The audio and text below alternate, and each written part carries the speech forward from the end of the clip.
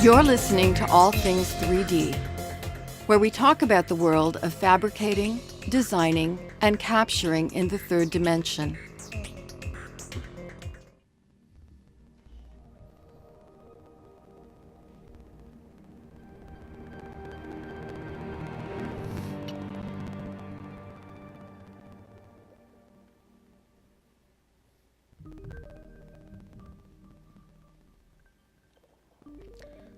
Morning, everybody. Hi, this is Mike Balzer from All Things 3D, and this is 3D in Review for 11/18, right? Yes, 11/18/2017. And what you're watching is the latest, what do you want to call it, Google video, 360 video that was just released this week. And it's obviously a very abstract, surreal type experience. I haven't watched it all the way through and probably will not spend your time doing so. But if you haven't taken a look at it, let me jump back out of this real quick. Let's see if I can get right back out of it.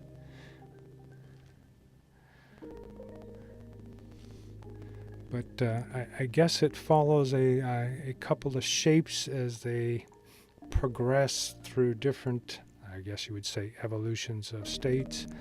It starts out as a couple of objects. In fact, they're behind me now. Let's see if I can turn them. I don't know where they're at. There they are. So now they're fish. And because with 360 stereo, you can immerse the individual in it, you actually feel like you're within this subterranean or underwater scene. And we're seeing quite a few of these things because, one, it provides a very simplistic, what do you want to call it, animation with very simple geometric shapes. Now we're in a forest.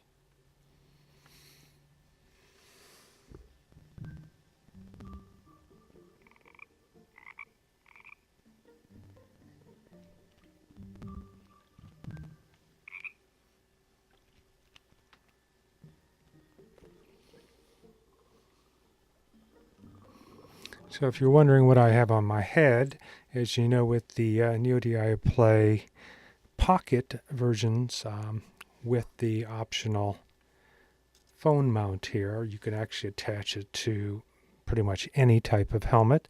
So I guess this is a snowboard, not that I've ever snowboard type helmet or a skateboard.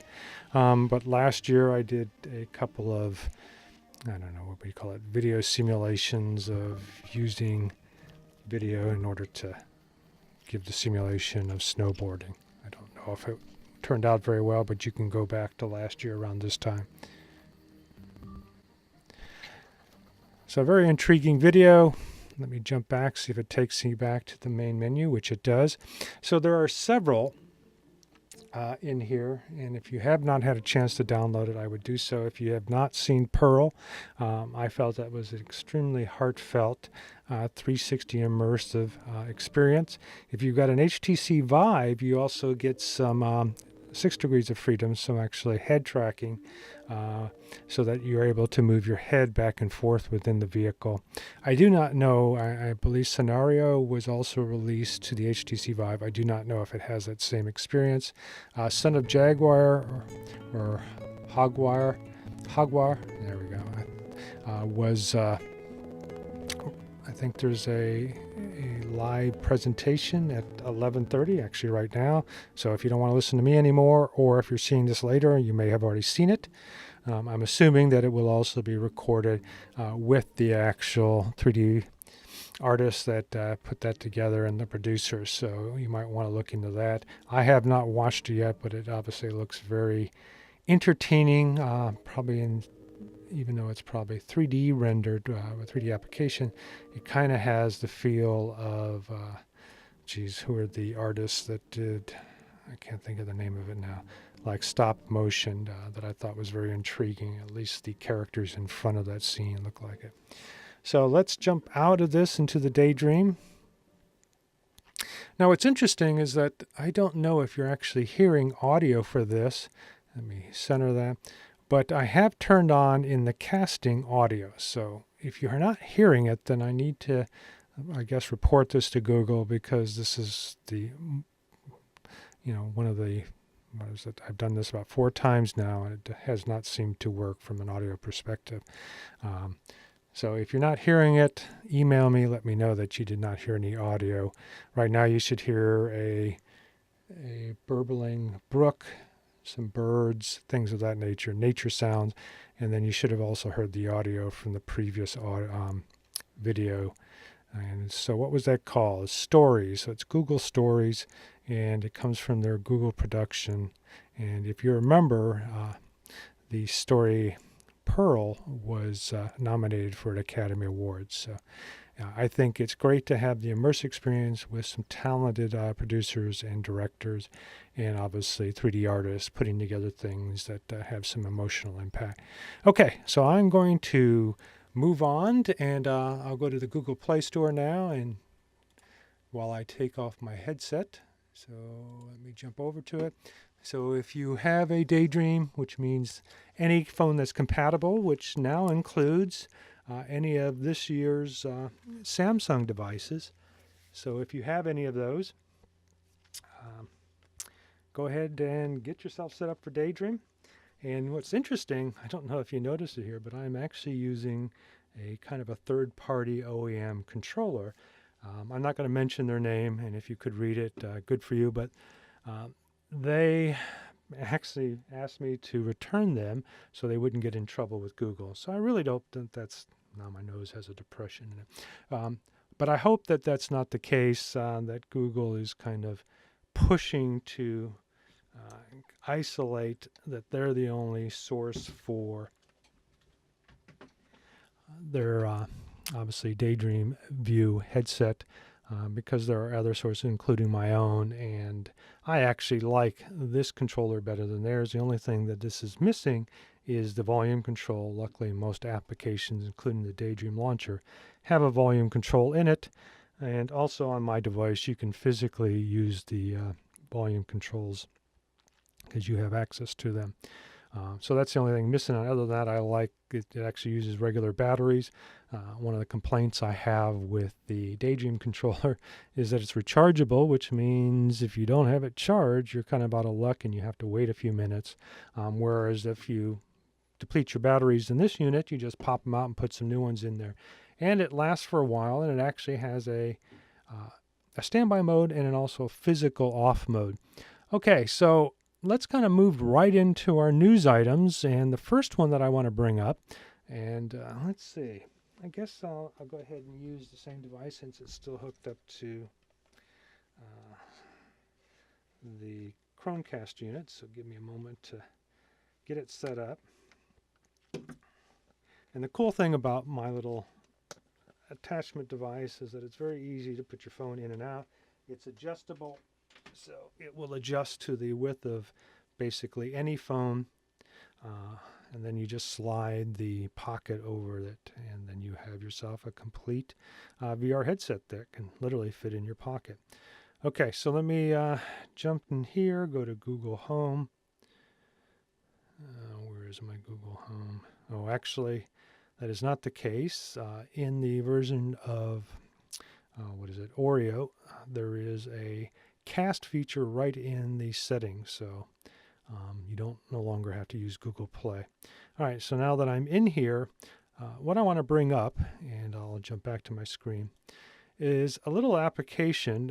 As you know, I'm a big fan of SketchFab, and over the years, I've been following them. We've actually interviewed them, one of our first podcasts way back when. They have come out with this great little tool and the ability for, 3D artists, in my case, designers and so forth, to push up their 3D results so other people can view them. And I put obviously several of mine that I've done over the years in testing my scanning devices and software. But also a lot of 3D artists put their stuff out there. So they just announced, I think it was last week or the before, that they now have a version, and let me go ahead and find it and bring it up on my phone, that is called SketchFab, and it's available for both Android and iOS. Sadly, the iOS version, and also CoreAR, I'd say, what was it, about 11, 12 o'clock at night? No, it was probably before midnight. They used to have another icon up in the top right corner next to the VR symbol that I guess was the indicator for AR. And sadly, I tried it a couple of times, and as you notice, there is no symbol anymore.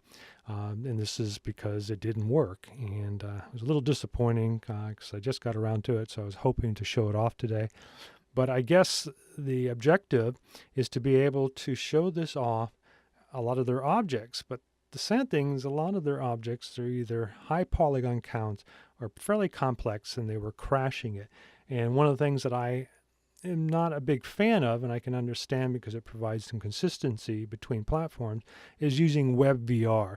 And frankly, on a mobile phone, I don't think that's the direction to go. It's actually very easy to use Unity and other sources to create some type of what do you want to call it, visualizer. In fact, what's funny is that the actual viewer looked different than their standard application. And right now I'm using the Android version of it. So like I said, there would have been a symbol there. So let me jump back to my other screen, and then I'll show you first the ARKit version. So this was announced in their blog the other day. And then here's a little video that we can play.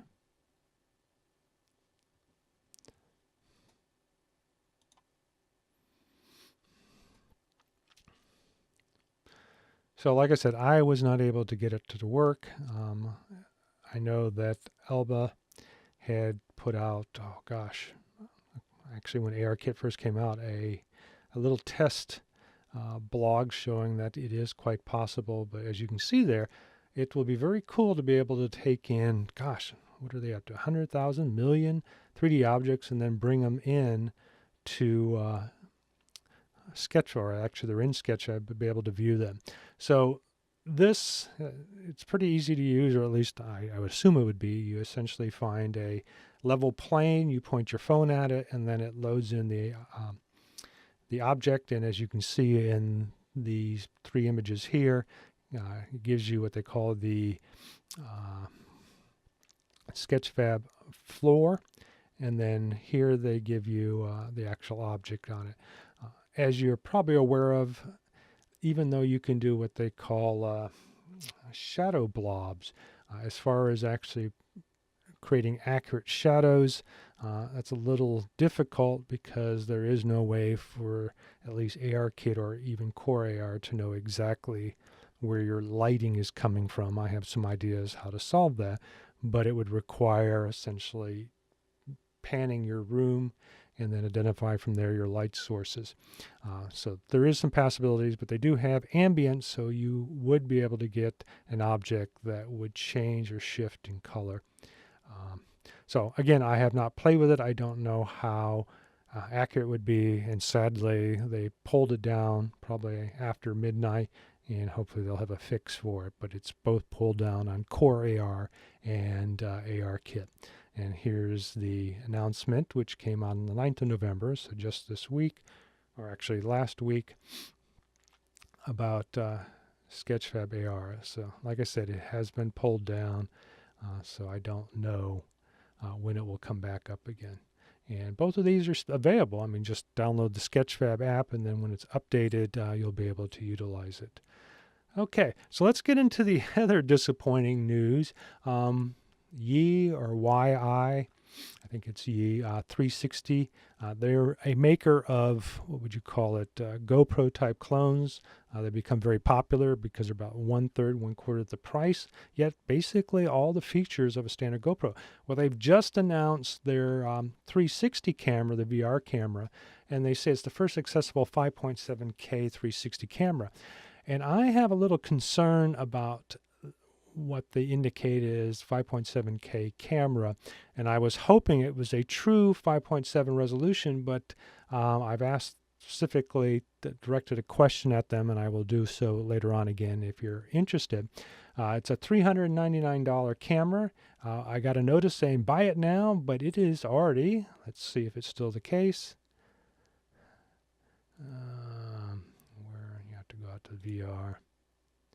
Yeah, sold out. So I don't know how many they had, but obviously it's not available. And if you go to some of the sites like B&H Photo or Amazon doesn't even list it yet. B&H says you can pre-order it. It's not available yet. So I wonder how many they had, or if it was more of a marketing to say, hey, we're out there already. What makes this notable is that it uses a 1/2 inch sensor. But I think that's also the sensor in the device we'll be talking about later, which is the Insta360 which I'm reviewing, and I really like. So this thing, to top it, the only thing that I would think that would be able to top the Insta360 is if it did actual 5.6. So let me jump back to the specs on this.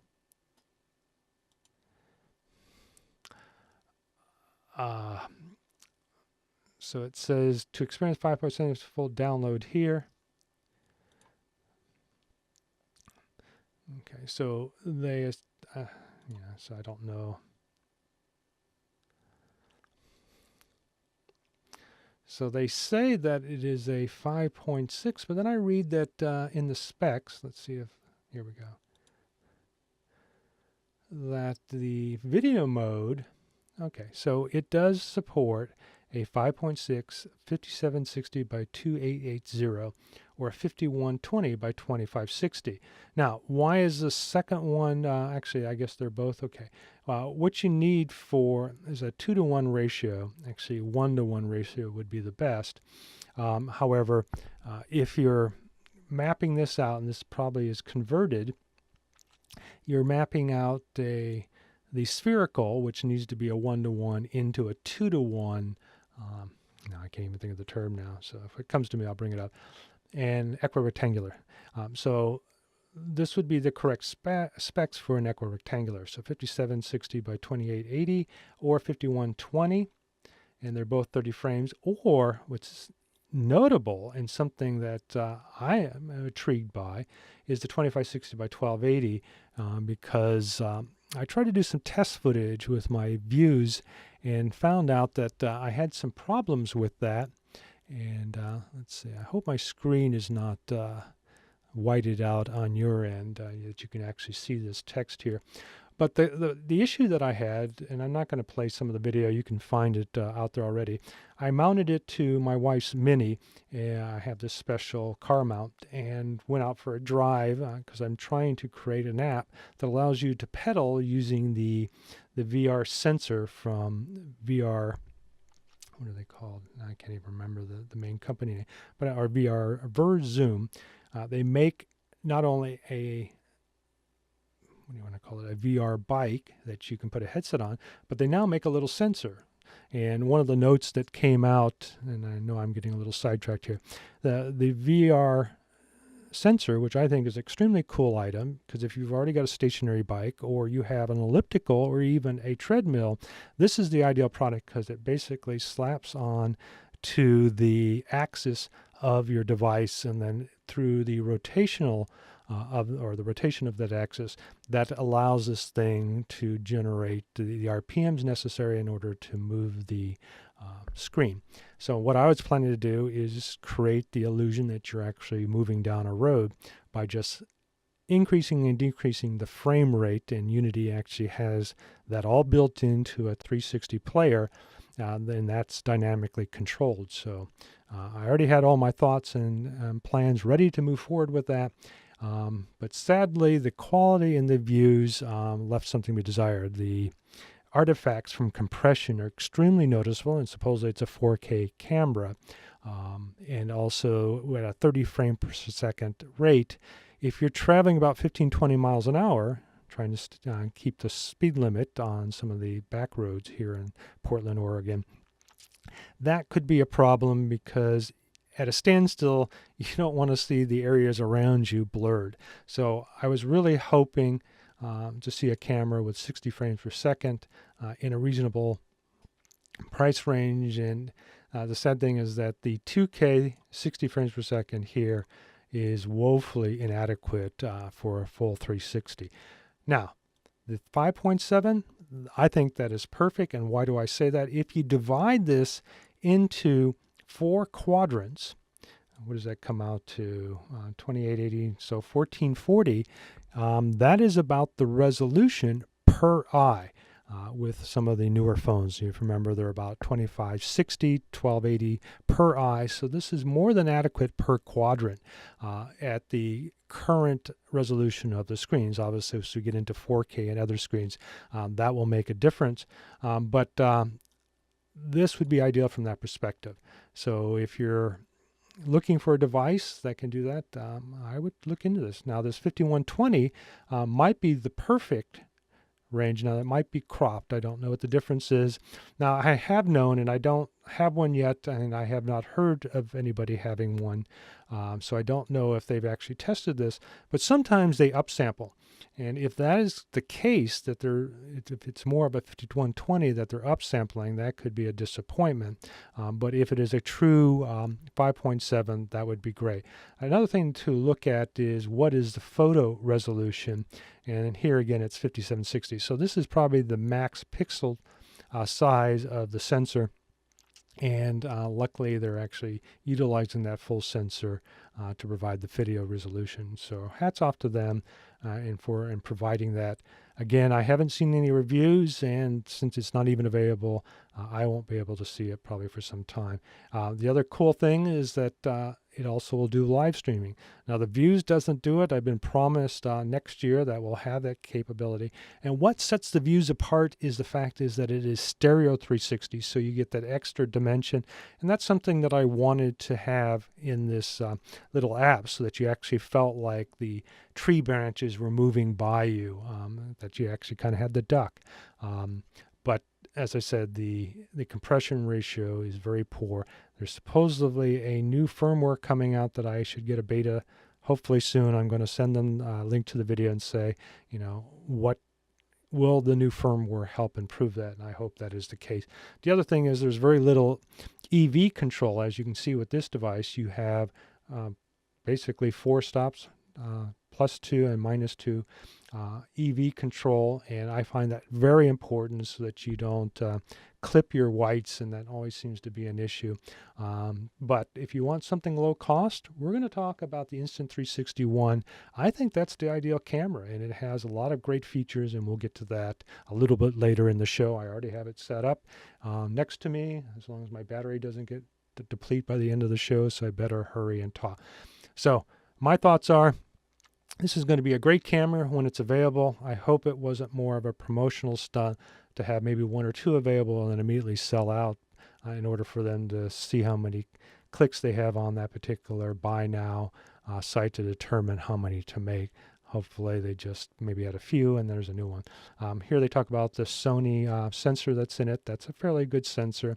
I've done some research, and if you want a great device, you at least have to, and here they talk about it, here it is a 1/2.3 or a 1/2 inch sensor.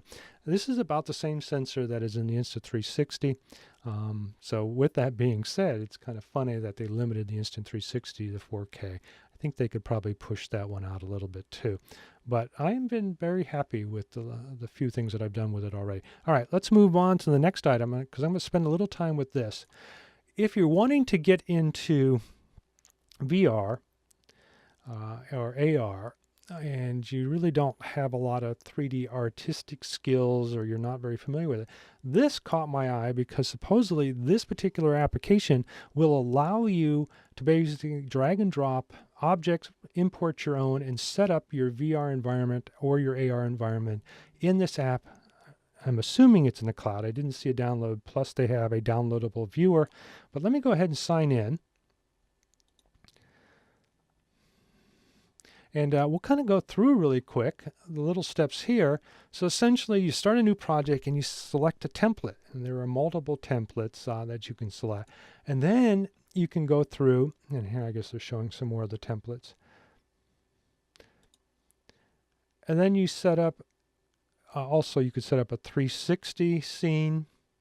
So you could bring a static scene in, and then you can add components. And they have, I guess, their own library of components, or you can import components, and then you just bring in them and then place them. So again, very drag and droppy. And as I show more and more objects being thrown in. And then you throw the whole thing up or add assets from the market, which I just mentioned. And then you can immerse yourself into it.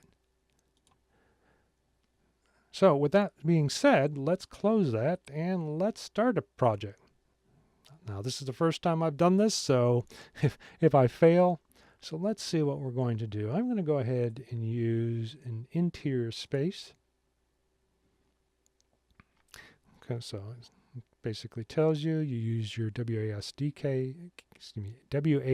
keys in order to navigate.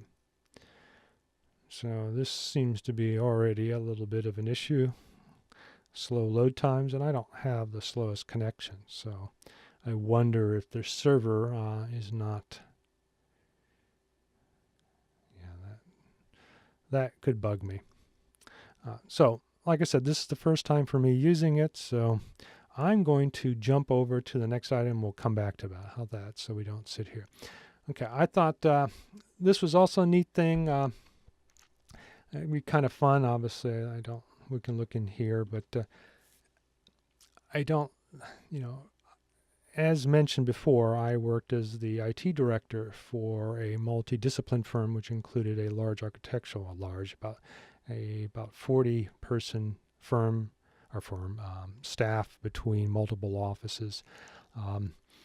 But they also had planning and as well as civil engineering, which all come together in order to create either both public or private designs. But I thought it was kind of interesting that they have a museum or display that shows the different hierarchies and the use of between architecture and computing in the pre-internet era. So I thought this was really interesting, but I don't think it had as much to do, I guess, with architecture as more of the designs of the products themselves and what it took in order to provide some architectural design from a computer base before the internet. I don't know pre-internet what that means, since a lot of the work I know still is done on the desktops, other than providing storage in either a LAN or WAN-based environment. I don't see the tools have really gravitated to the cloud, especially the more powerful tools. So again, you can read the article and go out and spend a little bit more time with this, but it's kind of neat that they set up a display to show the history of computers and architecture. All right, so let's jump back and see what we have. Okay, so do we need to do this? Okay, so drag on components.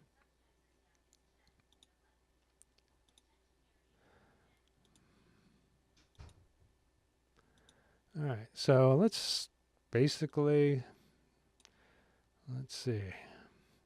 So you can either create or bring in a 360 image, 360 video, a 2D image. Let's choose 3D object. That's interesting. So by dragging and dropping, and then let's see how this works. So I'm using my mouse button. Right mouse button allows me to rotate. It appears along the camera axis. Both allows you to move in it. Whoops, what happened there? Yeah, it's kind of an odd experience, but this is more of a panning motion. And then again, the left mouse button rotates, and then your wheel allows you to zoom in and out. So this is all camera based. And then obviously there are gadgets attached to the object itself. So there is a magnifier or scaler, and then I don't see one. Did I miss it? Why can't I move it any other direction? All right, so then we can edit it, and here we can rotate the object. We can hide it, we can lock it, and we can duplicate it, or we can delete it. And then you actually have more precise absolute controls as well. Those are cool features. So let's see, we could upload, and let's see. Yeah, let's see if I can do that. I'm going to bring in something from the Dark Overlord. No, I think this is out in, I'll bring it out into my, I think I have a directory. Let's see.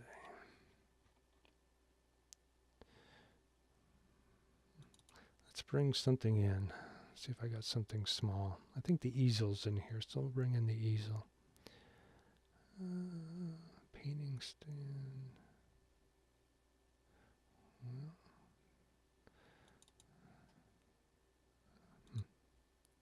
so let's see what kind of form is. It doesn't say.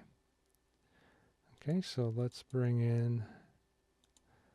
Let's see if that.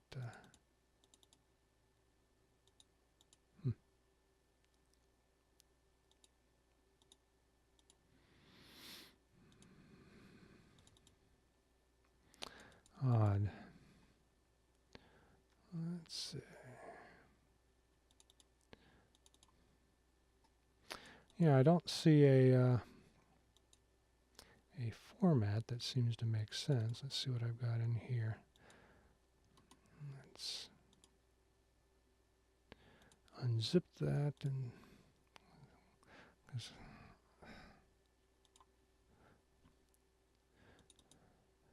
yes, that's kind of odd. Let's see what happens when I do that.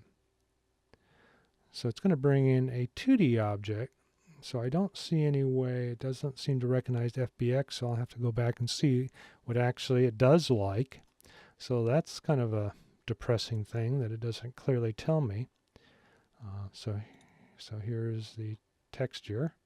So I can bring that in, so that's kind of odd.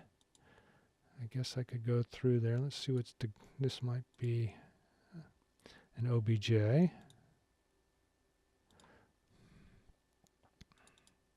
Nope.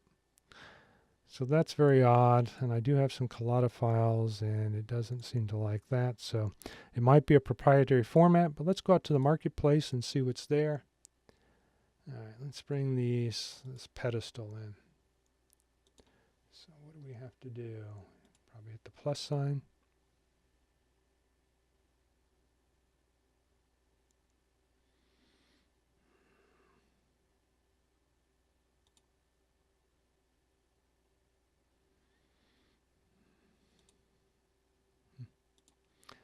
Okay, so let's jump back. Oh, that was disappointing. Now it's going to load again. Now here we go. Okay, so I don't have a pedestal, so that doesn't make much sense. So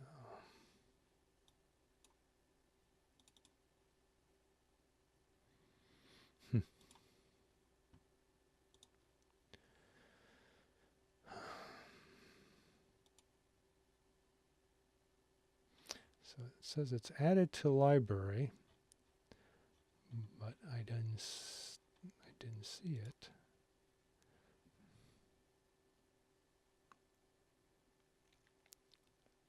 Oh, okay. Sorry, I guess I'm not paying attention. There it is. Okay. So I'm not going to spend a lot of time messing with that, but I have some objects in here. So let's see. Create the environment. Okay, so no lighting. So we could add a skybox. Let's put that in there.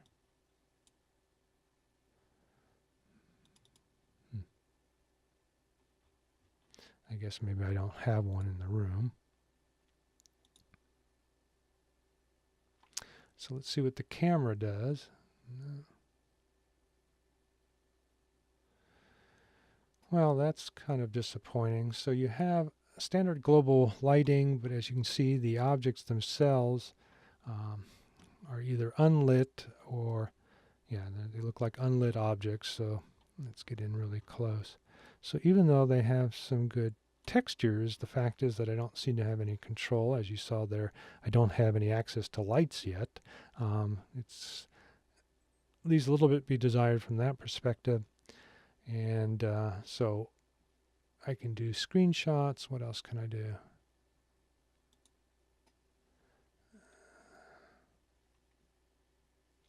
So then I guess I can download it and then view it in the viewer. So there you go, firsthand. It's a little clumsy, or it's just me. But as mentioned, you can't add lights to this scene yet. So you can add controls. I have no idea what that would do. And then you can, I guess. So obviously it's going to require some tinkering, and I'm not going to waste your time with it. It's free right now. It's in beta. So if you want to tinker with this and then try out its exporting, give me some feedback on it. I'll work with it a little bit more. But I found that a lot of these tools are either rudimentary or at the, again, give them credit. It is a beta. But the drag and drop functionality and then to derive VRs from it, I think is a cool option. And we'll see where they go with it. But right now it seems a little limited to me. But the fact that you can do everything in the cloud is kind of neat. You don't actually need probably a powerful machine in order to work with it. I don't think there is a iOS tablet or Android tablet version of this, and maybe that's in the works in the future.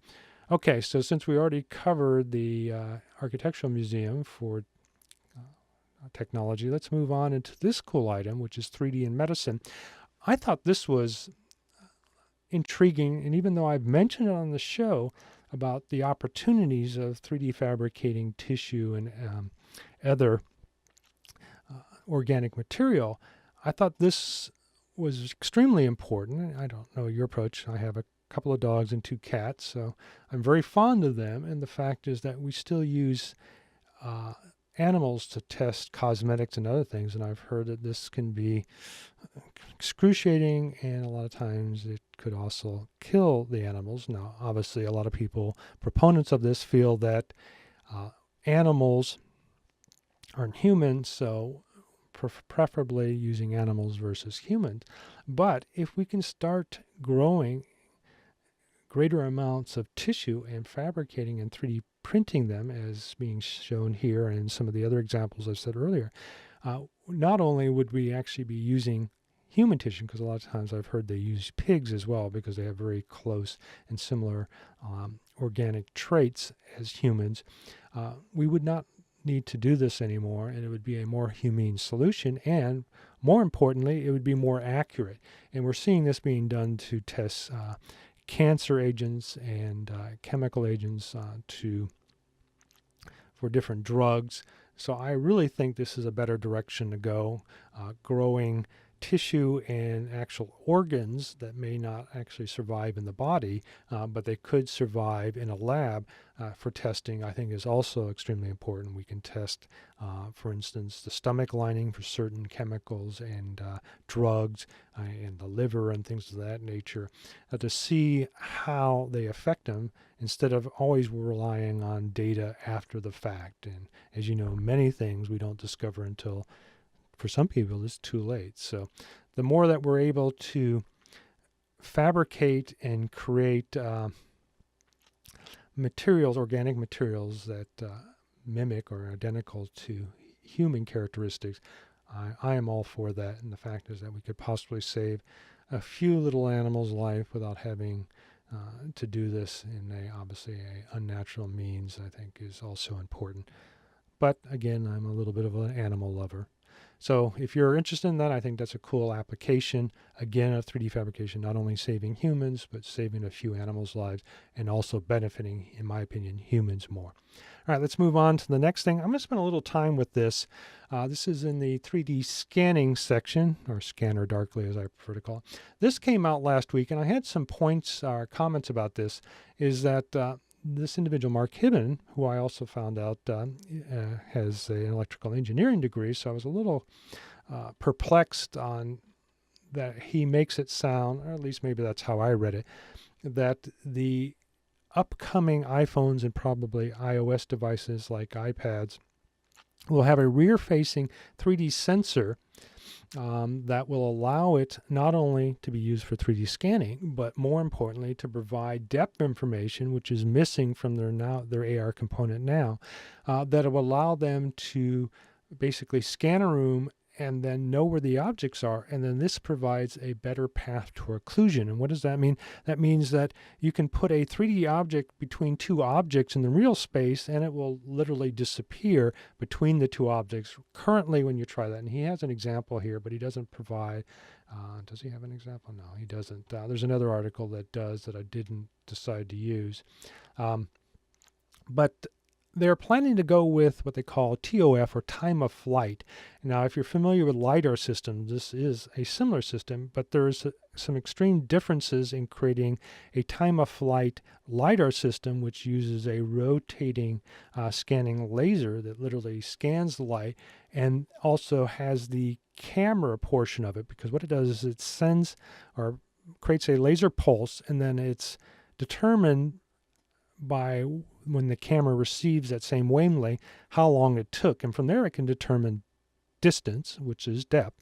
And you can do this what they call a line scanner, but you literally have to scan the object so that it can determine each point. And obviously more expensive lighters have a more precise mechanical process to create a very fine, as they call it, cloud point. With a solid state, now as you remember, we've talked about even creating a what do you call it, DIY project, about $300 to $500, but it still requires a great deal of volume space, in order to be able to rotate the head, meaning the laser head, and the cameras. So one of the goals, and it appears to be Apple's, is to be able to condense that so that it would fit in a smaller space. Now, if you're familiar, when the Connect 1 was replaced with the Connect 2, the Connect 2 no longer used the structured light principles used by PrimeSense, which was bought by Apple, and there's probably reasons for that. But they went to time of flight with their new sensor. So to say in this particular article that this is a new process, I think is a little bit of a misnomer, because Microsoft has, how old is it now? Maybe, about 2 years with the Connect 2. And then there's another company, which I'll jump to in a moment and there's a little illustration on the process. Time of flight, you essentially have a emitter, laser, and then you have a sensor, and then from there it determines by time how far that is from the object. Here they show this being hitting the target, then coming off of it.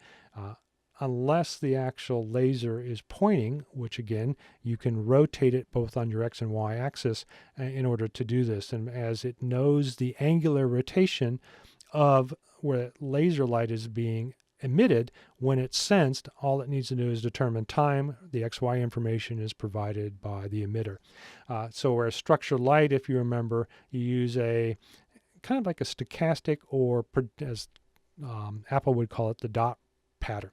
So why do you want to go from a structured light source to a time of flight? Well, one is, I have noticed and have read in my own research, the time of flight, because you can control when the laser is on and off, and it's more precise, is lower power. And that is critical in a mobile device.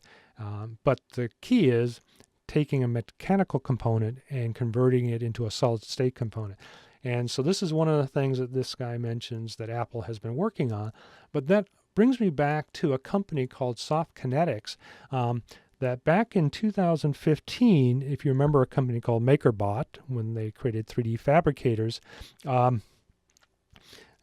kind of gone the wayside a little bit, they were bought out by StrataSense. But one of the things in 2015 that became a strong rumor is that they were going to come out with a brand new mobile 3D scanner based upon, and I got this tip from Soft Kinetics. I think at that time he was the founder of the company. This is a company out of the Netherlands. Is it Denmark, if I remember correctly, or Belgium? Out of the Netherlands. And this particular device essentially does solid state LiDAR, or not necessarily LiDAR, but provides time of flight based upon a sensor. And if you look at the products and their depth sensors, one of the things that's extremely notable is this company has been purchased by Sony. So a lot of this information they had before is no longer available. And so that's kind of a disappointment, but they were selling their own sensors. The reason I came about this is the founder had contacted me because one of the people that I interviewed had created an Android scanning device, and that Android scanning device was a little bit of a disappointment because I personally feel that the quality wasn't as good as the structure sensor. But then this guy told me, because the guy wouldn't identify what kind of technology he was using, that their sensor was in it and that they were also going to be coming out with a scanner for MakerBot. Well, when I approached MakerBot on this, they completely denied it and said they had no information, and basically told me that I didn't know what I was speaking of because I had given this information to one of the leading 3D fabrication scanning blogs at the time. I think it was 3D Printing Industry or another one. And they were pretty much told that, no, he doesn't know what he's talking about. But when I identified that I'd actually talked to the founder, that made supposedly a difference. So my thoughts is Apple has been communicating with Sony because Sony also supplies them their standard 2D camera. So I have a feeling they're moving that direction. But then I heard in another article from Patently Apple that they have patented a technique of using time of flight. But it doesn't really identify, if I remember correctly, time of flight in here. It just says a laser driver, and then 22 is somewhat a misnomer because such as a laser 22. Well, this is the laser, I guess laser driver, and then the 22, and then it provides this light, and then it goes through a kind of an LCD optic in order to provide a span. So it appears that the LCD is what causes the instead of having a motor that moves the laser, you just spread out the laser light, and then using this LCD component, you're able to move this. Now, another thing that could be quite possible, and who knows, maybe this is how the soft kinetic work, is if you remember the DLP projectors with their micro mirrors could also provide a similar function. And I haven't looked up the soft kinetic patents, but it makes me feel a little concerned that some of the things that Apple's do really kind of cut it when it comes to other people's patents, and then it's just more in the wording. Also, I feel, just as my own bias, that Apple seems to have somebody in the patent office that kind of likes them, because clearly a lot of cases that seems to be. So let me increase this. This is one of the applications that kind of show what I was talking about, but here is a more, what would you call it, general time of flight. You have your lasers, and then you have your scanning mirror, which is how you would rotate it, and then the scanning mirror for the actual detector. And both of these have to be navigating at the same point as they show here. So when it reflects, this mirror has to be moved in such a way that it also can see that reflection, and then it puts it into a photo detector, amplifier, and into a depth processor, which crunches this information, then sends it to through the UI or host processor to give you an actual physical 3D object. It's a little more complicated than that, but the important thing to remember is that you send out a laser pulse, and then you read that laser pulse, and you use scanning mirrors, in this case these mirror drivers, in order to manipulate its position on the face. And like I said, it's been easier just to have a rotating mirror that constantly rotates at a constant speed, and then you just move it up and down with another axis. But here they're actually using two different mirrors. It seems a little more complicated. And as mentioned in the previous patent, by using, again, it's a little vague, but it appears that they're using an LCD panel to provide a similar process. So it's going to be very interesting next year, because this would allow them to have a very compact device that is low power, that provides, as this guy mentions in here, the ability not only to 3D scan, but also to be able to use it to determine depth information with augmented reality. And another option, because I've seen it used in other things, is to determine 6 degrees of freedom, inside out tracking, positional tracking. So there are multiple options for this. So I'm kind of excited to see what occurs with this, but there are rumors that this is in the works for next year. So not only will you have the tracking on the front using the structured light, but then you'll have a time of flight on the back to provide other forms. So some of the experiences I found is that the depth information didn't seem as precise on the Connect 2, but I think it's more because they also have a built-in RGB camera that is not as precise. So if you marry the higher resolution RGB camera in the phone with this, I think you may have a very powerful scanning unit. This has been seen in the Sony camera, and remember I mentioned Soft Kinetics here, was purchased by Sony, and then they just released this year, I can't remember the name of the phone, but I tweeted it out. It also has the ability to do 3D scanning. And some people think it was just photogrammetry. I don't think so. I think what it does is what you're doing is using a depth camera, and then you're also mapping textures on top of that depth information. So it's not completely a photogrammetry, and this is one of the reasons why it works so well.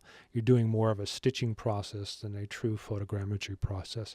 So I think they've already got it, and they've been working with it, so it'll be interesting if Apple will be using Sony's product, which means the Soft Kinetic, or they're coming up with their own completely different device. Okay, so that's it for our scanning session. Let's get into our VR corner in a round room, because it is a little crazy, right? Okay, so let's see what we got here. Make sure I covered everything. Yep, so let's move right into the Vive. So you may have heard or have not heard that HTC Vive has come out with what they call the Wave. And this is something that I've seen Google show, and it uses this new, I can't think of it, but 6 degrees of freedom using this, what do they call it? World motion, worldview. Worldview, I think, is the term for it. But it sadly will only be available in China. Now, what does that mean? That means there'll probably be a gray market. You can buy it from GearBest or something like that. But also there didn't seem to be a price on it yet. So you can sign up for it, which I did. But it uses a Snapdragon 835, so it's more mobile based. It has a specific version of Daydream for the Chinese market. And then here it talks about it's 3 degrees of freedom, 20 milliseconds motion to photon, which is halfway decent. It says it runs on Android 7.1 or higher. What else does it talk about here? You know, it's funny is that it does not actually talk about the 6 degrees of freedom, yet we do see 2 sensors, I think. And I've heard someone else say that it's available. And the fact is that it's not coming to the United States. Some people are wondering, well, what happens to the Daydream viewer? There is a company called Lenovo that has been working on their version using Worldview. I think that's, again, the title for it, or the 6 degrees of inside-out tracking that possibly will be available this year, but my suspicion is it won't be available to 2018.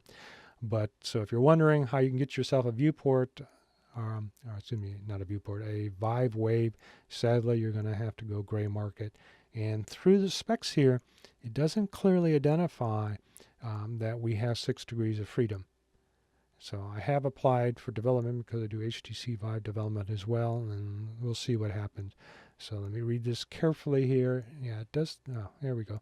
3 and 6 degrees of freedom headset and controlling tracking. So I read somewhere else that it does use this. I want to say it's called Worldview, which uses a technique very similar to what you're seeing in the headset I'm going to talk about a little bit later. and have the actual controllers now, and that's the Microsoft Mixed Reality, which also use an RGB parallaxed 6 degrees of freedom that I find works very, very well. Okay, so let's go on to kind of a fun item here, and that's this article in Kotaku about SkyRIm. I don't know if it's out yet, but this guy played it. Sadly, it's only available on the PlayStation VR, and they have made compromises. I read in another article, is that the graphic resolution seems about the same as when the game first came out. They've actually improved that over the years because this has been out for a while. So even though you feel extremely immersed, the graphics and the fact that it was released on the PlayStation VR leave a little bit be desired, but most people who have played this already have been very impressed with it. They have this, where's the video at? Did I get the wrong one? Gosh.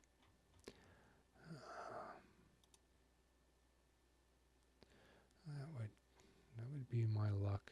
How do I get out of this?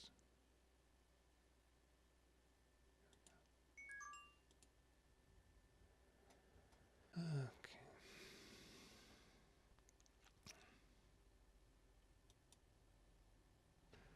Yeah, that would be. All right, let's see if I can quickly find on YouTube. I had it yesterday. I was going to download it, but the guy was running it for 2 hours, so it was like 1.2 gigs. So let's see if I can find. Yeah, I see this 12 hours. All right, so let's try this.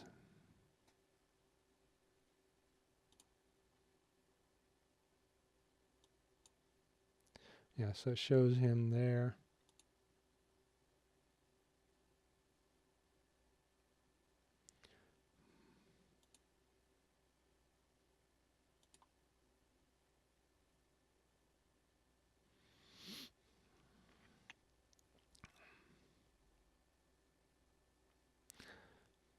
So yeah, you can see him in the right corner there. Yeah, I don't, maybe you'd want to cosplay in this so that you're wearing a costume while you're you're playing the game. I don't know if I would be in a office dress shirt and tie working with it, but I guess maybe that's part of the fun. So that's the view that's seen in there. So as mentioned in the article here, and I'm going to jump out of this.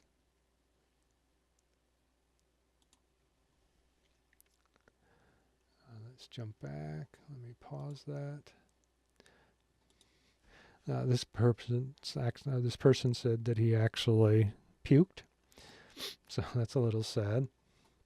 But I can see it because it being a first person, and I think they also use a third person view, you're walking along or running along with the character, and because of that, you don't actually have the mobility function. I think it's probably better if you're on the horse or some other object where you have some experience of moving, but because you're not actually moving yourself, the body is a little bit better fooled. That's why you see a lot of vehicle type VR experiences. But he says it's cool. The environments are really nice. Would they play it for hours? That I think would be an issue. But this seems to be the first complete game available, and sadly it's only available on the PlayStation VR. I don't know when it'll be released in the HTC Vive or Oculus, or let's include mixed reality Microsoft systems now, and don't know at this particular point when it will be available.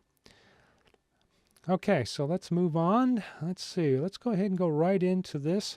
So I decided, because the Yi 360 was sold out, to go ahead and move forward with this. I wanted a better, what do you want to call it, a streaming 360 camera. I had their Insta360 Nano, and I really liked it, but I wanted to move forward. Oh, that's interesting. So I left it running, and it's been running for about an hour, and the battery appears to be low, so I won't have much time. So let's bring it up. Let's see where my screen is.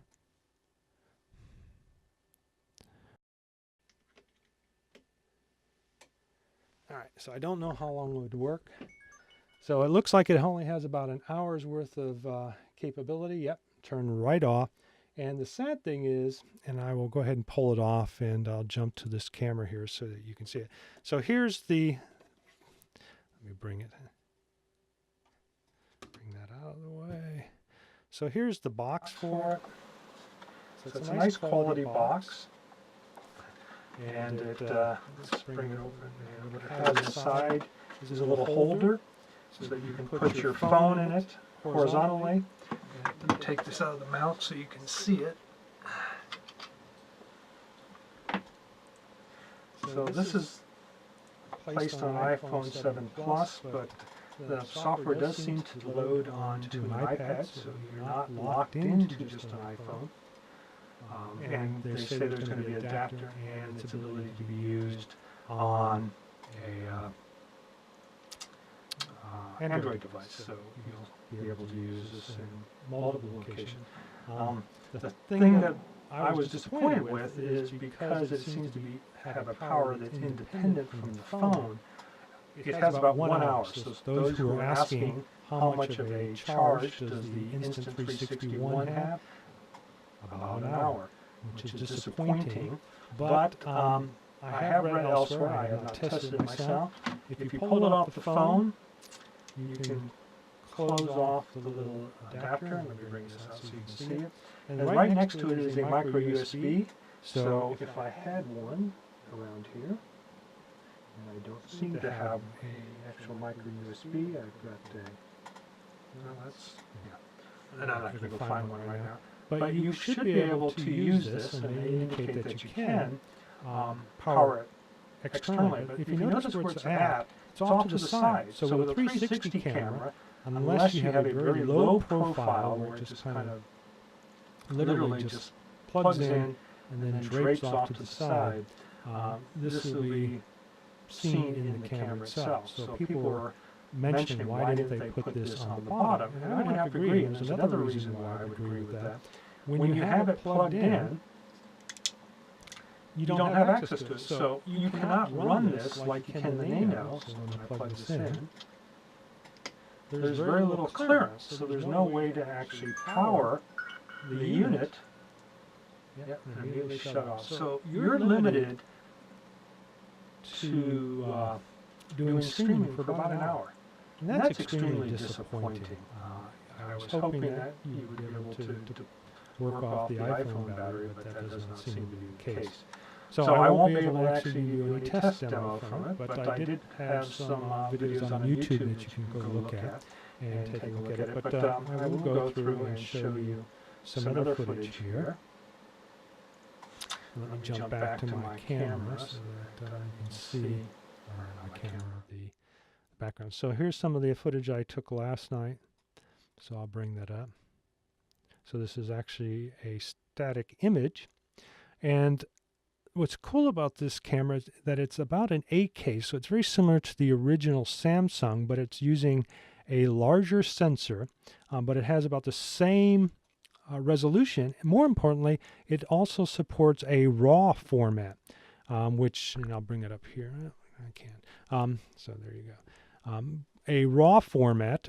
So not only do you have the higher quality, but you would also have no compression artifacts. And I don't know for sure, but you might even have a wider dynamic range. And if that's the case, one of the things that I've used the Samsung 360 camera, the earlier version, is to capture a spherical of the room, convert it to a cube map, and then I use it for IBL, and what's the other thing? Or even mirror maps, because it's an accidental capture of the lighting in the room. So if you're doing interior design or as-built and you want to capture the lighting, there are other methods of doing so where you use a camera and then you create a cube map from it. But using a 360 camera will actually shooting into a mirrored ball. This provides the same capability, but obviously not of HDR, but a lower. But with a raw format, I think you have probably a more dynamic range. I'm guessing at this particular point, but if that is the case, then this could be a great option. It's got, like I said, an 8K, fairly high resolution spherical image, and I was able to read the letters on the keyboard down here, which I can zoom in a little bit. So it does seem to work very well. Let's see, do we have, I didn't actually, these are all static, so I don't have any videos. And the video is really nice too. Again, you're going from an 8K, converting it to a 4K, 3840 by 2160 equirectangular. So again, as I mentioned earlier, it doesn't have quite the resolution you'd want to be able to view it in a VR headset, but I did test it using their little VR viewer, which is independent from Daydream or any other type of device, so it's just like square. So if you have unusual optics, it might be uncomfortable. So the only complaint I have so far is 1 hour of battery time, and the fact is you have a micro USB connector, and I'll jump back to the other screen. You have a micro USB on the bottom instead of off to the side. So that makes it very difficult, in fact, not even possible, to utilize this camera when hooked up to the phone. Now, how did I get around this with the Insta360 Nano? Well, you use I have a few of them, a lightning port adapter cable, and you run the adapter cable to the phone, and then that means you can put this on a tripod and then run it independently with a control device like an iPad. So the iPad, which has a larger battery, can obviously stay running longer than your phone, and you can use it as a hotspot. Or if you've got a Plus, which has more battery, you can use it directly with that. And since streaming only works when it's connected directly to it, that's what I would recommend. So then you could still power it through the base here and the micro USB, but again, that will show up. That will show up in your 360. So sadly, unlike the Nano, everything is off to the side here, unless you turn it this way and then it's underneath. So kind of keep that in mind. So it's kind of funky. They put the tripod, and another reviewer said it seems somewhat plasticky, it doesn't, or soft metal. I have to agree. I didn't want to strip mine. One of them didn't seem to fit right, so another one did fit correctly. So make sure you keep that in mind if you get one, that you could strip it out. The lightning port on the bottom, like I said, if you hold it or put it on a tripod like this, maybe a right angle, or create a 3D printed base for this, that might help. But again, you want to keep all your cables in a thin line on a pole, because otherwise it becomes visible.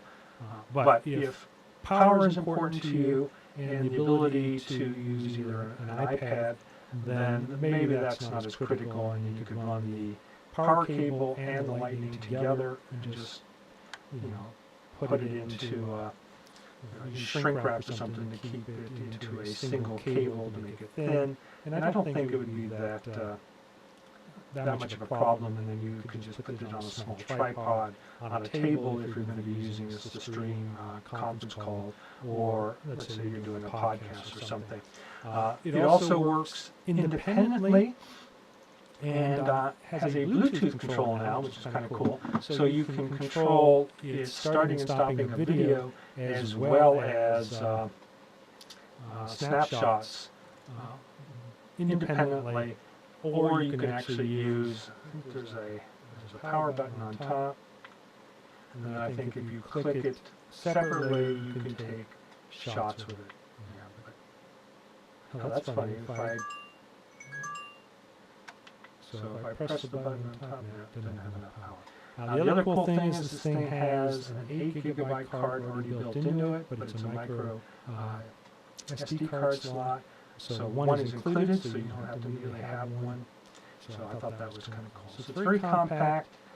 As you know, if you've done any reviews on it, I haven't tried it. They have that cool, what do you call it? I guess that's what they call it, the one bullet time function that you can swing it around your head.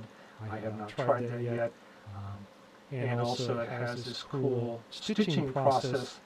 That's one, stitches the 360, makes it more refined, but also allows you to use the camera like a full axis panoramic camera that can provide only a 1920 by 1080 image derived from the full 4K 360. So that's kind of a cool feature. It's something that the new GoPro 360 also is touting as a feature. So again, for its package of $299, I think it's extremely reasonable. Again, I would have to agree, the positioning of the power and the connections are somewhat limiting, but as mentioned, you could support this. In fact, what's funny, I didn't think about it. No, it doesn't work like that. So they want to run it like this too. So you could run it like that, but again, they didn't think ahead. Let me put it right here. This little plastic container that you can support it in covers up the power connector. So again, you're limited to what you can do with it. So what I would suggest, if you have a 3D printer, design a little holder for it so you can mount it like this. Remember, this particular camera also has a gyro built in it, so it has some stabilization. So that's a big plus. So you get a lot in the package. So I would just work around the deficiencies in the power connector and the lightning port by using an extension cable and an external power and using it like this versus like that. Okay, well that's about it for that. I will have, like I said, you can go out to my YouTube, see the streaming, and then I will load up some actual video later on from the camera stuff and just upload it. But streaming quality seemed good. I don't have enough bandwidth to run it more than it was about 1080p. But you can actually run this all the way up to 2.4, the maximum that the mobile capability for YouTube. But I also have a feeling streaming for 360 is limited, so I don't think it was a camera, but there is features to allow that to work better. So, and the app is fairly polished. I was very pleased with the Nano, and also you can control the EV functionality of this camera pretty well. Okay, so let's move on to our next item. So I'm going to bring this up real quick, and then I'm going to go into and hands-on with it so we can actually see it. So let me bring up. This is an Antec who's talking about the SteamVR support capability. I put up a couple of videos on it, but it's a great option, and I think it's funny because supposedly there's always been some issues of them working with Steam, creating their own store, but the fact is Microsoft supporting it obviously embraces using that for that platform. So I think that's a good thing. And let's see, I don't know how I'll be able to do this. Even though I now have 3 monitors, and I'll go ahead and bring it up. Or my laptop has 3 outputs. I do have an HDMI that's going, which is what you're seeing now, but it doesn't give me a mirror function, or at least I don't know of one, and I haven't really thought about it. So yeah, so maybe I can take some images. Did I take some already? Yeah. So here's some video. So I'll play that low. So here's the video that I took the other day. There you can actually see the controllers. And I'm inside the SteamVR environment.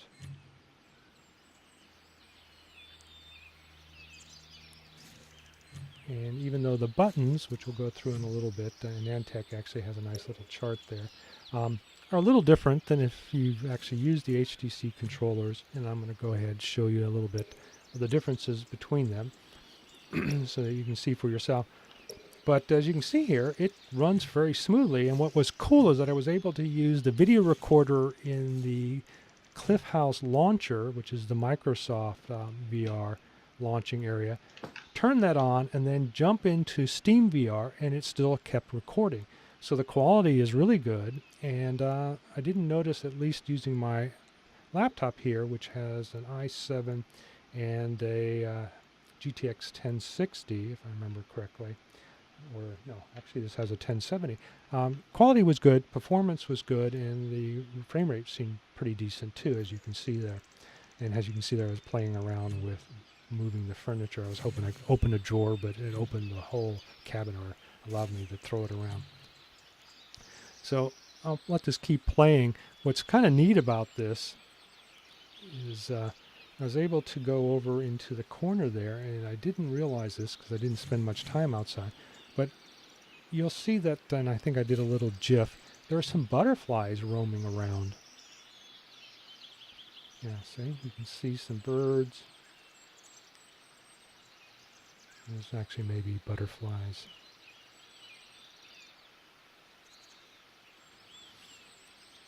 So the quality of the new beta home for SteamVR is really nice, and you're not picking up probably any audio, or maybe you are. Yeah, maybe a little bit.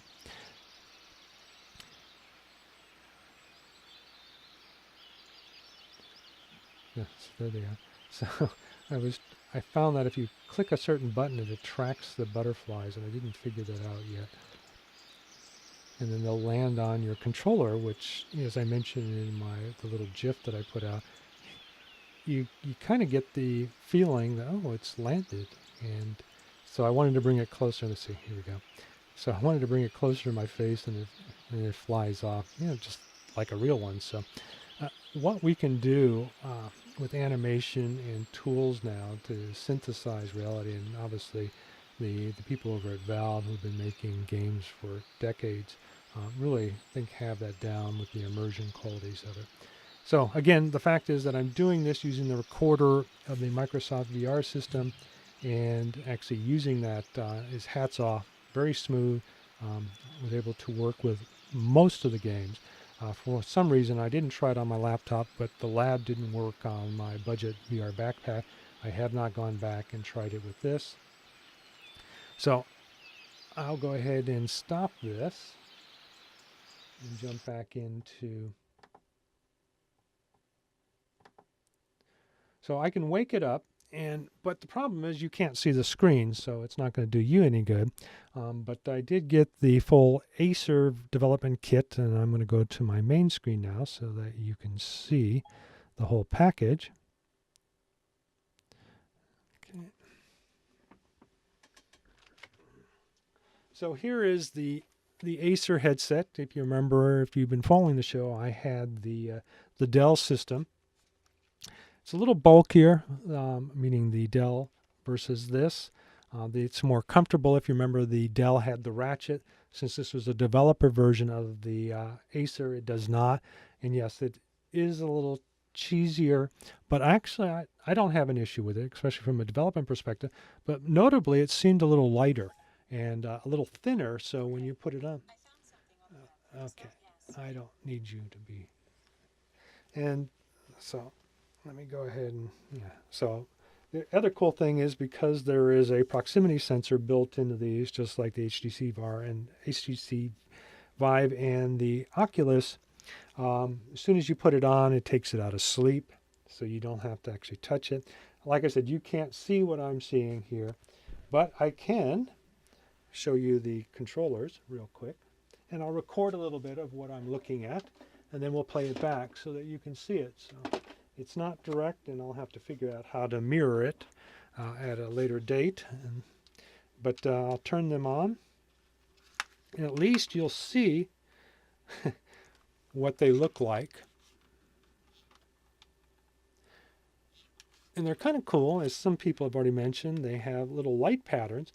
And the way this works is because you have these two RGB cameras that look at independently the parallax between objects. Oops, I just lost something.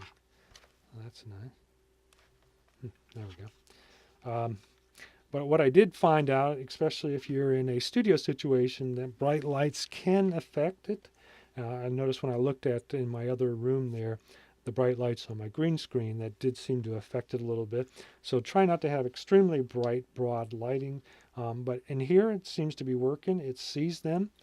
in front of me. I did notice, though, if I take them and move them, so hopefully, let me look back. So, no, I'll bring them up a little bit higher. So, as long as they're in front of you, they track really well.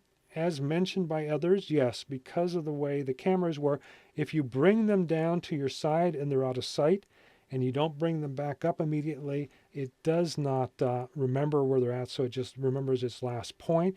But as soon as you look down at them again, it does continue tracking. So I did notice a couple of anomalies, but frankly, if you've ever used an Oculus with 2 cameras, it does the same thing if you try to work with it. But again, because there are IMUs built into these things, I'll bring them up here, it does work very well.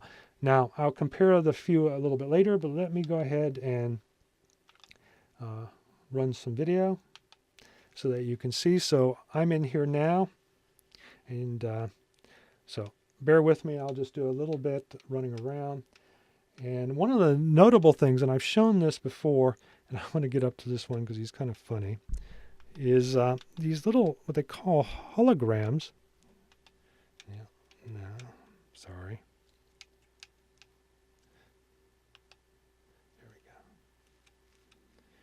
And what they are videos are taken with multiple cameras. All right, so that's enough there. You can see it, and then I'll bring it right in so I won't take up any more of your time just watching my screen. Okay, and I will close. I will take it off. We'll jump back to my screen.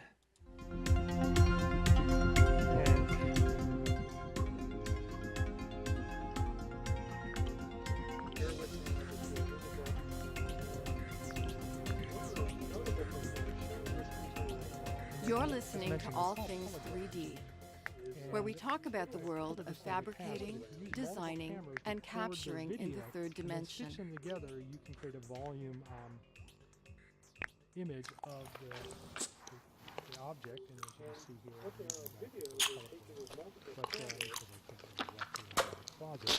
but if you notice, the monkey there is animated and moving and very realistic.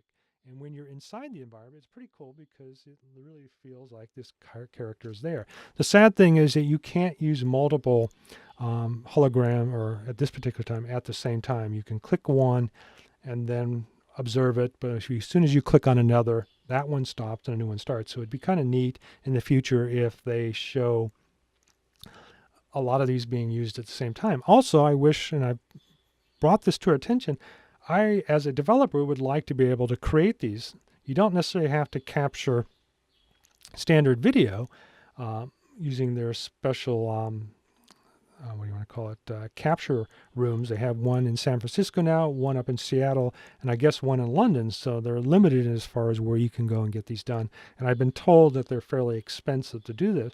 But there's no reason, like this little animated dog with a balloon in his mouth, which you can't see in the image here. Let's see if I can, I don't know why I don't have a full screen on your end. Oh well, but there's a little dog. Let's try this.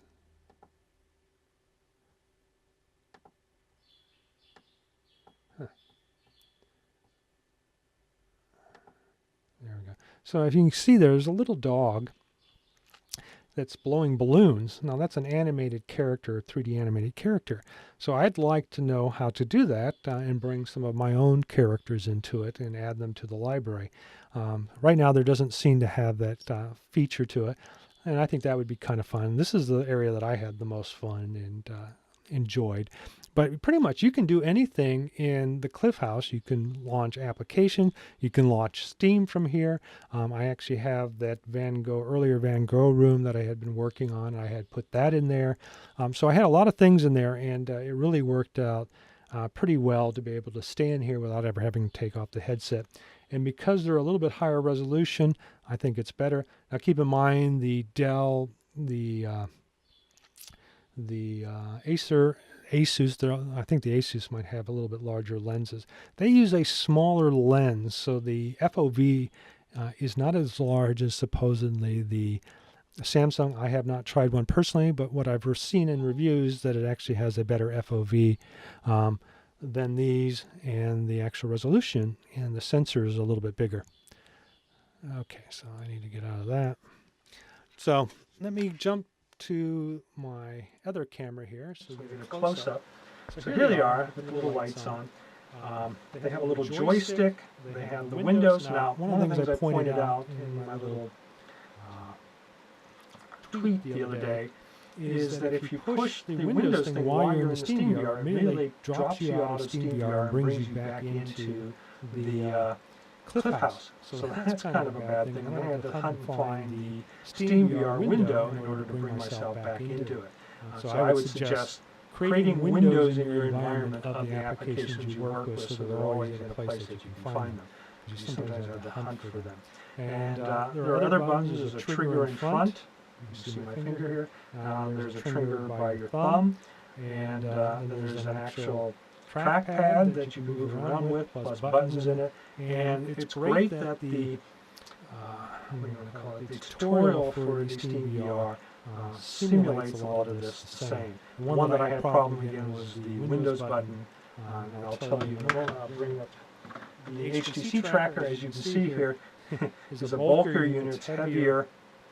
I've got a skin on it, so hopefully it'll have skins for these. These are plasticky, and I wouldn't say they're really slippery, but having a skin on the HTC Vive handsets or controllers, I think really add to it. They actually have a little bit of weight, but not too much. A skin for these would also be great, and also you can color code them, which is what I've done with HTC. So back to the controls, so you've got the large trackpad here, and that maps out to the smaller trackpad here. This does not have a joystick, now even though they're covered. The main button that takes you back to the SteamVR room is right below it, if I remember correctly, and that, if you remember where this button is here, because obviously I must have used some muscle memory on it, by clicking the Windows button, even though it makes sense in the Cliff House, in SteamVR it doesn't, and that can create some problems. And what I found is that you click on, I think it was the joystick button, and that will take you into the SteamVR settings area. So other than that, there's a trigger on the bottom, they match, and then there's your grips on the side, even though the HTC Vive has two of them, there's only one, but that seemed to map just as well. So it doesn't take much to go from the HTC Vive controller to the mixed reality controller. And again, the response and smoothness seem just as good as with the HTC Vive controller. So let's compare it to another device, which is the Oculus controller. The Oculus, I think, and many people agree, seems to be a little more ergonomic. And again, because it uses sensors that are wrapped around here in the infrared range, because they also use cameras. It's a little different because, one, the cameras work differently. They're in front of you instead of inside your headset. So that's one of the reasons why you have as many as you do here. But also it's smaller. The other advantage between these two is they both use batteries. So once you load the batteries, they add a little heft to it. But if they go out, you just replace them. Or you use the NiCad or the NIM batteries. So if you wanted to have chargeable and just have a few charged at all times, and then obviously some emergency alkaline batteries off to the side just in case. And again, it's been frustrating because you always have to keep in mind with the HTC Vive, the Daydream controller, making sure that it's been charged. And even though they have battery levels now, it's just like charging your phone. If you don't charge it in, then it doesn't work, and then it takes minutes. Whereas you just replace the batteries, it's actually quicker. At least I found that to be. So the Oculus, I think, is the most ergonomic and lightweight of all the different controllers. But, like I said, I kind of put these between the two, the mixed reality in my Twitter comment. Excuse me, getting a dry throat like somebody else over the last week.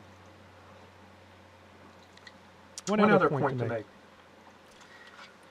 The mixed reality hand controllers require Bluetooth 4.0. So if you're using a desktop machine, if you build it yourself or an earlier model, it may not have Bluetooth. They did not supply a dongle, so you got to make sure, otherwise you won't be able to use these. Luckily, most laptops, these newer ones, have 4.0, and most dongles now are about, gosh, you can get them from as low as $5 up to $20, depending on how much you want to spend on them. I have one coming in for about $9, so we'll see how well that one works out. But I can't use it on my desktop because it does not have Bluetooth built in, so that was a disappointment. And the Budget VR, even though it has a Wi-Fi chip in it, an Intel Wi-Fi chip, supposedly have Bluetooth, the MSI motherboard that I had does not have the proper firmware in it in order to support that.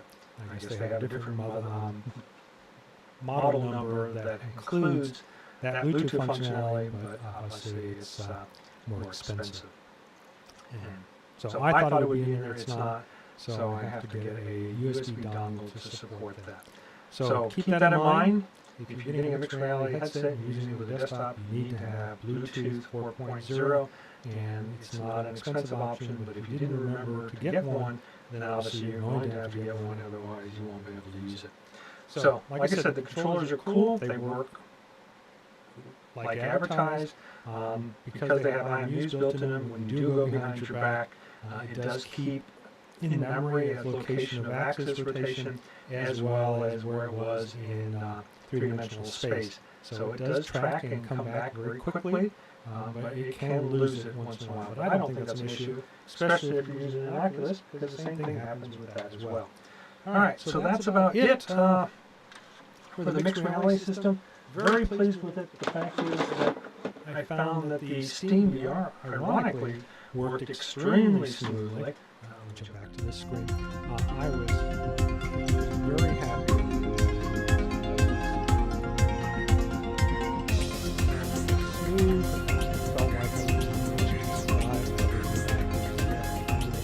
You're listening to All Things 3D, where we talk about the world of fabricating, designing, and capturing in the third dimension. Tracking and controllers. No, I think it's a little bit less now. So with controllers, you get the Acer version, it's 400, and what can you get the HTC? About 600 now, 500. So you do save a little bit of money, but the fact is that you don't have to have the little light towers that you have to mount. I think is a cool feature. All you need to do is have the space. And I have some feelings that you'll be able to expand that space with the mixed reality headsets, because one of the things that I noticed, if you just take the lighting system, you could use those as trackers by themselves. So I have a feeling that we're going to see somebody doing that, where they just cut off the top part of this, and then because of the geometric positioning of the lighting system, you could just mount that on your wall or an object and be able to track the object. So I have a feeling, and I may even test that myself, you should be able to do that. And why would you want to mount them on your walls? Well, if you wanted a large area and that you don't have a lot of dissimilar, one of the things that this thing works off is having some dissimilarities in your area. So if you have an area that's very plain, it's going to be very difficult to track. But if you have objects in there, that helps it in its tracking process. I noticed in my backyard I had enough random surfaces that it seemed to track well, but when I went on to an asphalt playground area at a school, it did not track very well for a larger area and was basically lost, and you kind of, not a good feeling if you're motion queasy, because you kind of float off somewhere. Yeah, you can float too. No, but so that's something to keep in mind. But the fact is, by using these little tracking illuminators, you could provide on a bland environment more tracking without. So I guess you would be getting into a physical process of similar to the light towers, but I think it would be far cheaper. And again, there are static devices, and they would just be there to provide positioning information. So I'm going to be trying that out in the future, because I think the mixed reality headset paired with a very small device like the Mobile Nook can create a very unique and mobile system that is very advantageous to the individual who wants a little bit more power than a mobile VR experience through either the Google Daydream or the Gear VR. So, and there's going to be more about that coming next year from what I've been told. Okay, so the last thing I'm going to cover really quick, because then I'll have to bring up the remote, because I'm already running late. So let me find my remote control.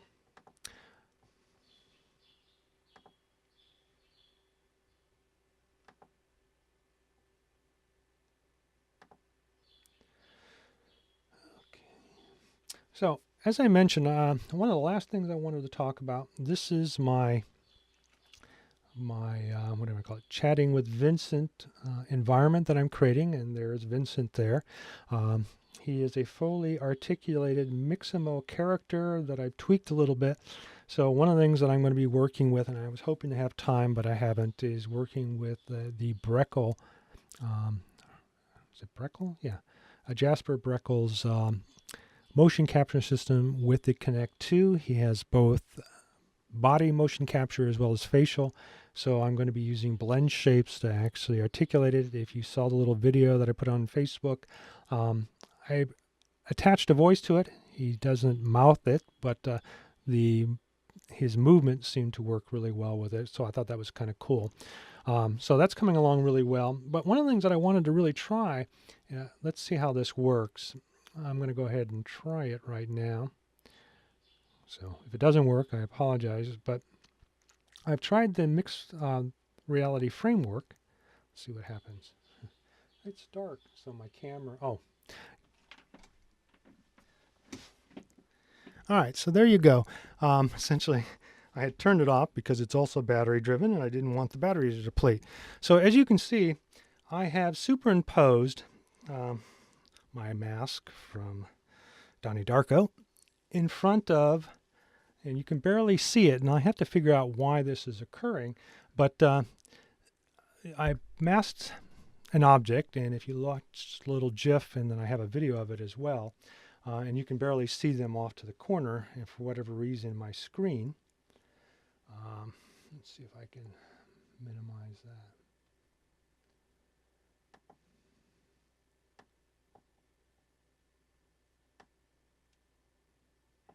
Yeah,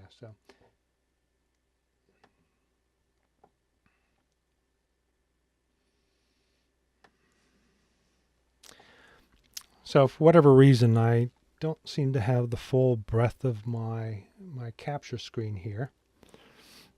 Let's see. Let's see if I can clear that up real quick.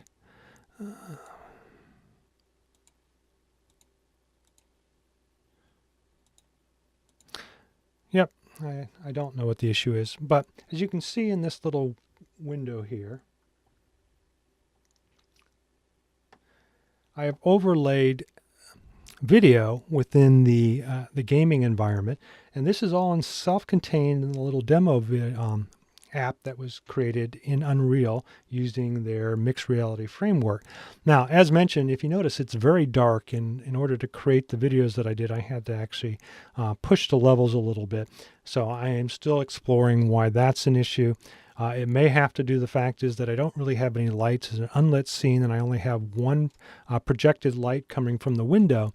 And I've noticed that if I've added extra lights, it does seem to brighten it. So I need to figure out why I don't have any post-process functionality within this camera. I don't really know how this camera was created, but we'll go into that here in a second. All right, let me expand the screen, and we'll drop out of it. Let's hope that this works. Yep.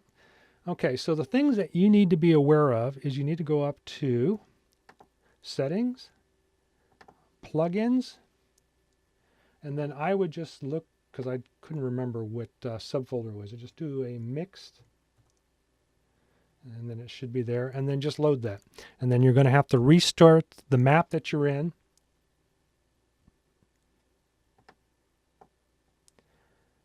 But I've already done that, so I'm just going to go ahead and close out.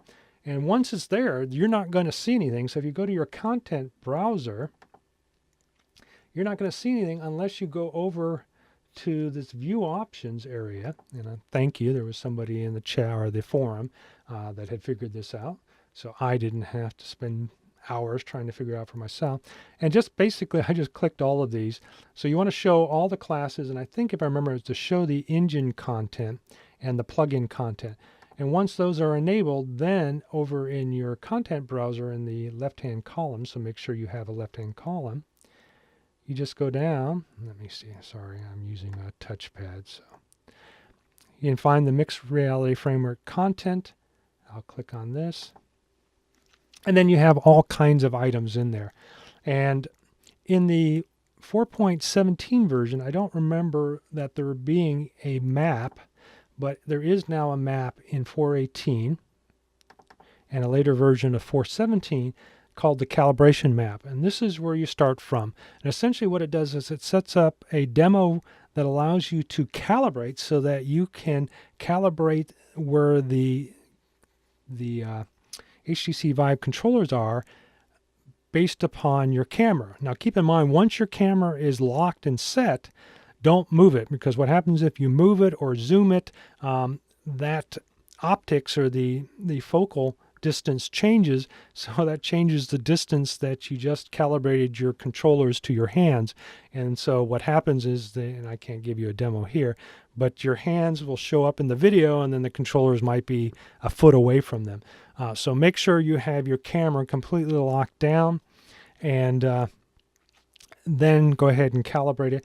Once it's calibrated, it brings up something I haven't figured out that allows you to, let's see, I think I can do this and not mess anything up. I'll bring up, I don't want to save. So you bring this up and you can see the little demo here. It creates a bunch of planes, and those planes project different things on the screen. As you can see, I can see the background that it was just stored. And then it also creates a plane in front of you so that you can see how the combination of the two objects are shown. So you can literally be in there with your HTC headset on and see a smaller little screen of what your camera is seeing outside of there, so you don't need another person viewing it. So as long as you have a recorder going on the screen, you got to make sure it's showing up on a monitor that you can record. I have a small HDMI to USB or HDMI to SD card recorder that I put in line with my monitor output, so it records everything off that monitor in 1080p. If you do something like that, then you can record the output. Again, as I mentioned, the dynamic level of that signal is low, and I have not figured it out yet. So what do I want to show you? So let's go back to the content area. And the main area is this MR camera. Now that's actually a derivative of the player itself camera, and I think I've already created a link to it. So this is my green screen, which is just some cloth. It's not very well lit. So you want to make sure, if you want to do the quality, make sure your background green screen is well lit, and then your camera, if you're wanting to match the lighting positions of your 3D scene, is lit in a similar manner. And I, for experimentations, kind of moved away from that. But this is what you are seeing in the overlay in the other scene. So that's what shows up. Now what's interesting is that, again, this is, let me see how I can get out of this. There we go. This is then used within a blueprint in order to map that on this TMR camera source, and then there is another in the HUD. Where's that? The T display canvas, and that's the one that eventually goes to the main screen. So this canvas here is the one that you see in front of your eyes. So I still haven't figured out what's actually projected on your monitor, and so that still needs to come. But this is all in the blueprint. Sadly, the blueprint, you cannot control the dynamics of the camera. Some other issues is that this seemed to work really well with my HDMI to USB 3 controller, but when using the webcam from Logitech, without the Logitech drivers, it worked, but as soon as I added the Logitech drivers actually creates two sources. Source 0 and source 1. You have to switch it to source 1. Sadly, I have not figured out again in the blueprint or the controller within this system of switching it. So, and the other thing that was an issue with the webcam is that it wanted to go to a 4:3 at a very limited resolution, whereas it's a 1080p at what is it, it's a 10 by 19 ratio. I can't think of it now. But a standard video ratio, and luckily the HDMI to USB worked pretty well. So with all that being said, it was a little haphazard in setting it up, but once you were able to do so, you can get some interesting results. Some people are using the Spectator plugin that allows you to look at, and there's a little tutorial on that. But the problem with that is you still need to have a separate recording of your video and then use an external application to mix and combine the two. With the framework, that's not necessary. And what's the advantage of doing that? You can run this to a separate monitor and have your audience, if you want them to see what's going on, do this live, which is not really possible with the spectator view and some of the other techniques that I've seen. So again, Unreal needs to put more information out of it. I shouldn't be the one that's having to explore everything. I guess I should be thankful there's a framework. But there needs to be more. The forums really have no information. Either people have given up on it or they're busy trying to figure out their own solutions. But I see that it is possible and can work, and you can map your controllers to your hand.